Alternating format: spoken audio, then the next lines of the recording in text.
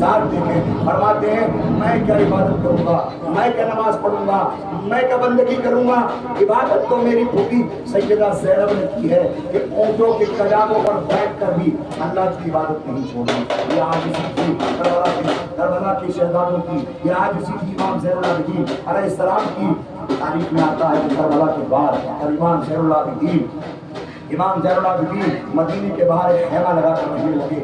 तारीख में आता है कि करबला का हर शहीद एक मरतबा शहीद हुआ, लेकिन इमाम ज़ैनुल आबिदीन 72 मरतबा शहीद हुए, क्योंकि उन्होंने 72 शहीदों को अपनी आंखों के सामने शहीद होता हुआ देखा।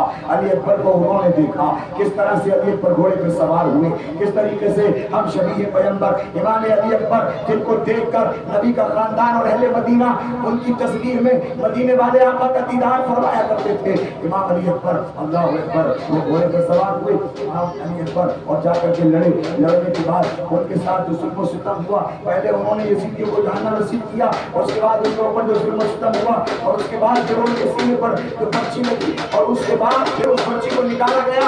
तो किताब में आता है कि 7 मतलब कलेजा भी बाहर आया। इतनी दर्दनाक शहादत इमाम अली अकबर की हुई तो वो इमाम ज़ैनुल आबिदीन ने अपनी आंखों से देखी। हज़रत इमाम अली अस्कर को गोद में लेकर इमाम हुसैन यजीदी फौज के पास पहुंचे, कहा तुम्हारी लड़ाई मुझसे है, इस बच्चे ने तुम्हारा क्या बिगाड़ा, तुम मेरे होने क्या से हो, लेकिन कोई तुम्हारा बिगाड़ा है आपने नहीं मांगा।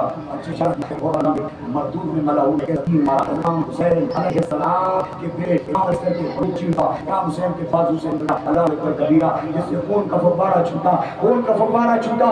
इमाम ज़ैनुल आबिदीन अलैहिस्सलाम के वालिद मोहतरम इमाम हुसैन अलैहिस्सलाम ने खून को अपने चुल्लू में लिया, सोचा आसमान की तरफ फेंकूं। आसमान ने कहा मेरे आका हुसैन आसमान की तरफ न फेंकना, कभी आसमान से बारिश नहीं होगी, कभी आसमान से मैला नहीं बरसेगा, जमीन की तरफ फेंकना चाहा, जमीन ने कहा मेरे आका हुसैन जमीन की तरफ मत फेंकना, कभी सऊदेगा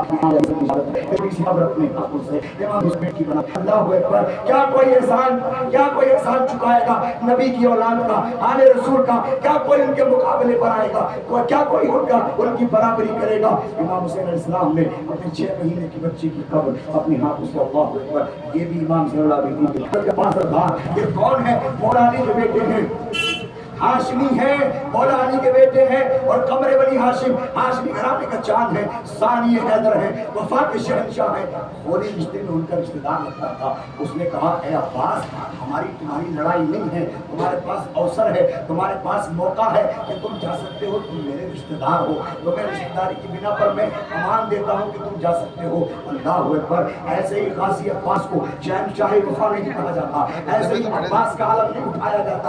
अब्बास ने कहा अरे मलाऊन, ये तो बता, ये अमान मेरे आका के लिए भी है कि नहीं, मेरे दाता के लिए भी है कि नहीं, मेरे इमाम के लिए भी है कि नहीं, तब तुम्हारे लिए है, तुम्हारे इमाम के लिए नहीं है। इमाम अब्बास ने फरमाया मलाऊन तुझ पर और तेरी इस मोहल्लत पर और तेरी इस रियायत पर और तेरी इस रिश्तेदारी पर लानत भेजता हूँ जहाँ मेरे आका के लिए अमान नहीं।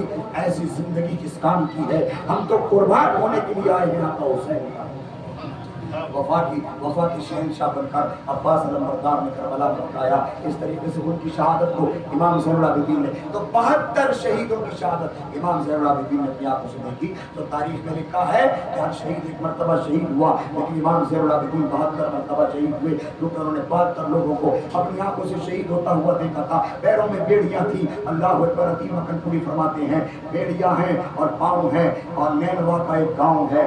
बेड़ियाँ हैं, हकीम अकनपुरी कहते हैं बेड़िया है और पाँव है, नैनवा का एक गांव है, नैनवा का एक गांव है।